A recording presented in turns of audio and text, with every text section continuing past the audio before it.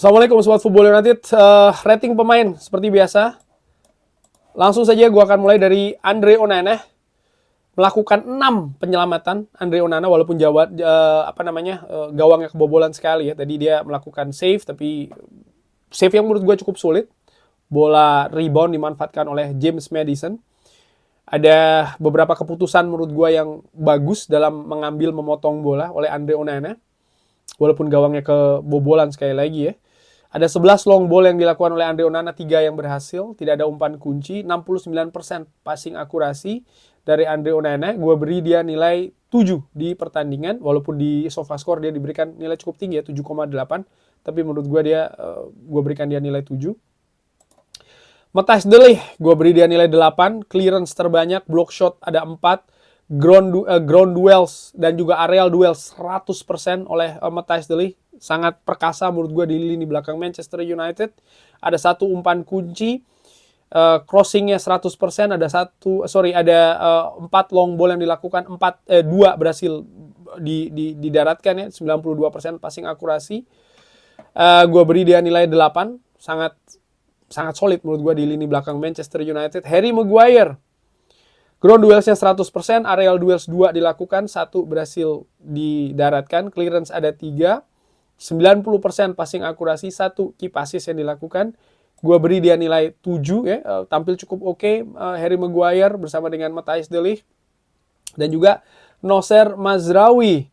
Ada 3 clearance, 2 block shots, 2 interception, 5 tackling. 14 duel dilakukan oleh Noussair Mazraoui, 6 berhasil dimenangkan. Aerial duel 100%, ada 1 umpan kunci, crossing 100%. Big chances created ada 1, passing akurasi 96%. Gue beri dia nilai 8 ya. Noussair Mazraoui menurut gue sangat solid di lini belakang. Secara keseluruhan menurut gue lini belakang Manchester United termasuk juga Andre Onana sebenarnya tampil solid, tampil cukup bagus. Ya ada beberapa peluang yang dilakukan oleh Tottenham Hotspur, tapi sekali lagi dengan banyaknya penguasaan bola oleh Tottenham Hotspur ya, tapi mereka kesulitan untuk bisa menembus lini pertahanan Manchester United. Ini menunjukkan bahwa memang sebenarnya mereka solid. Dan ya itu tadi hanya satu ketidakberuntungan mungkin ya. Situasi tadi di mana bola rebound James Maddison lepas dari pengawasan lini belakang Manchester United. Casemiro, ada 2 umpan kunci, 1 crossing berhasil 100%, berarti 4 long ball, 3 berhasil. Ada 18 duel yang dilakukan oleh Casemiro, 11 berhasil dimenangkan. Ada total tackling 7, ini merupakan tackling yang terbanyak yang dilakukan oleh pemain Manchester United. Lalu Casemiro juga memiliki interception yang cukup tinggi ya, ada 2 lumayan ya, dibandingkan dengan pemain lain. Berperan sangat vital di lini tengah Manchester United, bekerja sangat keras. Ada beberapa atribut tentu saja, mungkin kecepatan dari Casemiro, tapi bagaimana agresivitas dan juga kinerja dari Casemiro menurut gue ini sangat tinggi ya di pertandingan tadi. Ada 1 kartu kuning yang diberikan kepada Casemiro. Gue berikan dia nilai 7. Bruno Fernandes, ada 4 umpan kunci, long ball 17, 13 berhasil didaratkan oleh Bruno Fernandes. Crossing ada 11, 4 berhasil didaratkan. Key passes tadi ada 4 ya, big chances created 1. Ground duel 9, 7 berhasil dimenangkan. Aerial duel 100%. Bruno Fernandes bekerja sangat keras dan ya Manchester United sempat ada beberapa periode lini tengahnya macet karena memang Bruno lebih banyak turun untuk membantu lini pertahanan Manchester United. Tapi secara keseluruhan Bruno lagi-lagi menjadi pemain vital ya di pertandingan Manchester United dengan pergerakannya, dengan kualitas umpannya, dengan kerja kerasnya, determinasi dan juga agresivitas. Gue beri Bruno nilai 8. Diogo Dalot gue beri dia nilai 7 ya, 88% passing akurasi. Ada 6 long balls yang dilakukan, 4 berhasil didaratkan, 5 ground duels, 2 berhasil dimenangkan. Crossing ada 5 tapi tidak ada yang berhasil.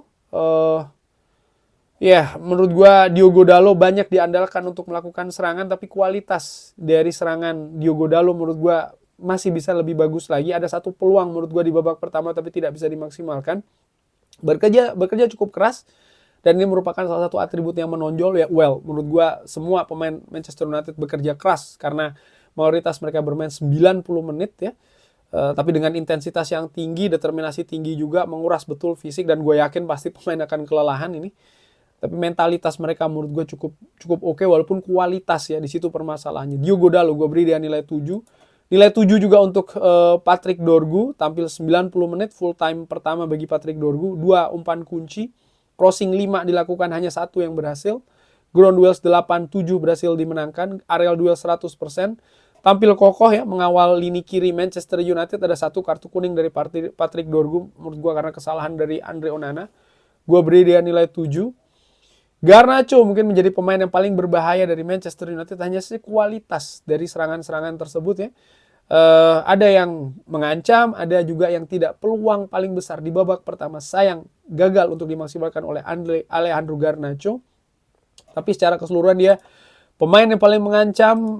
Ada 4 shots, 3 on target. Pemain ini memang harus dipoles lagi. Tampil bekerja keras juga. Ada menurut gue 1 momentum di akhir-akhir babak kedua di mana dia melakukan transisi dari menyerang ke bertahan sangat cepat ya. Dia lari, dia akhirnya memenangkan bola. Gue berikan dia kredit untuk melakukan hal tersebut. Secara keseluruhan gue beri dia nilai 7. Alejandro Garnacho. Semoga bisa lebih baik lagi, terutama dari sisi penyerangan. Joshua Zirkzee juga gue beri dia nilai 7. 90 menit bermain, banyak melakukan curi-curi bola ya. Ada 1 umpan kunci dilakukan, 81% passing akurasi. Duel juga cukup rajin dilakukan oleh Joshua Zirkzee. Ada inisiatif misalnya pergerakan secara individu yang dilakukan, hanya saja mungkin keputusannya masih belum 100% memuaskan menurut gue, tapi secara keseluruhan dia juga bekerja keras. Dia juga terlibat dalam beberapa serangan dan juga momentum dari Manchester United di daerah pertahanan Tottenham Hotspur. Kuantitasnya bagus, kualitas harus ditingkatkan. Gue beri dia nilai 7. Nilai 7 juga untuk Rasmus Højlund, bekerja keras ya, melakukan pergerakan tanpa henti, mengejar bola-bola ruangan terutama. Dia berusaha untuk melepaskan dari pengawalan pemain Tottenham Hotspur, bergerak sangat cair sekali Rasmus Højlund. Tapi menurut gua ya kualitas. Dia terlihat apa ya? Lebih banyak bergerak dari sisi kedua, dari lini kedua. Tapi menurut gua dia harus berani dan juga harus lebih bagus lagi dalam melakukan penetrasi, dalam melakukan serangan. Ada shots yang dilakukan tapi kurang mengancam ya. Dari Rasmus Højlund ini juga menurut gue yang harus dipertajam di pertandingan. Dan ya satu pergantian Chido Obi tidak akan gue beri nilai karena hanya cameo menurut gue ya. Ini juga sekaligus menunjukkan bagaimana hati-hatinya Ruben Amorim dalam memberikan menit bermain untuk pemain muda akademi, di mana rata-rata dari 9 pemain yang ada di bangku cadangan hanya Victor Lindelof yang berada di atas usia 20 tahun, lainnya berada di bawah usia 20 tahun. Secara keseluruhan, hal yang membuat gue happy, gue sebutkan juga di review bahwa kerja keras dari para pemain Manchester United ini gue apresiasi betul. Mereka tampil habis-habisan, menurut gue bergerak tanpa henti. Mereka pun juga menciptakan peluang, hanya saja kualitas. Lini belakang Manchester United menurut gue tampil cukup solid. Memang ada dinamika, ada serangan yang mengancam, ada kualitas yang tidak bagus juga dari serangan Tottenham Hotspur. Tapi secara keseluruhan tampil solid ya, termasuk juga Onana, termasuk juga Matthijs de Ligt, Harry Maguire, juga Mazraoui. Lini kedua pun juga bekerja sangat keras. Bruno Fernandes dan juga Casemiro. Ini merupakan hal yang positif. Hanya saja sekali lagi kualitas dari serangan Manchester United. Mereka harus lebih klinikal, mereka harus lebih efisien. Ini juga menunjukkan bagaimana tingginya ya kualitas dari Premier League, karena hal-hal kecil, hal-hal detail ini bisa jadi pembeda di sebuah pertandingan. Dan sayangnya Manchester United masih belum bisa memanfaatkan hal tersebut. Gue apresiasi kerja keras pemain Manchester United. Gue tidak ingin memberikan pemain mungkin yang kurang ya. Mungkin gue nggak tahu. Menurut gue Dalot, menurut gue sih yang antara Dalot dan Garnacho. Tapi gue lebih menilai seorang Diogo Dalot yang kurang. Walaupun sebenarnya tidak begitu tipis perbedaan dengan gaya permainan ataupun kualitas permainan dari pemain Manchester United lainnya. Untuk man of the match mungkin gue berikan antara Bruno Fernandes atau Matthijs de Ligt. Tapi gue berikan untuk Matthijs de Ligt ya, dengan banyaknya keterlibatan dia, baik itu tackling maupun block maupun interception di pertandingan tadi. Kurang lebih seperti itu. Jadi man of the match menurut gue dari Manchester United adalah Matthijs de Ligt. Tapi bagaimana menurut Sobat Football United? Seperti biasa silahkan drop di kolom komen. Terima kasih sudah menyaksikan. Jangan lupa like, dan juga subscribe. Wassalamualaikum warahmatullahi wabarakatuh. Thank you.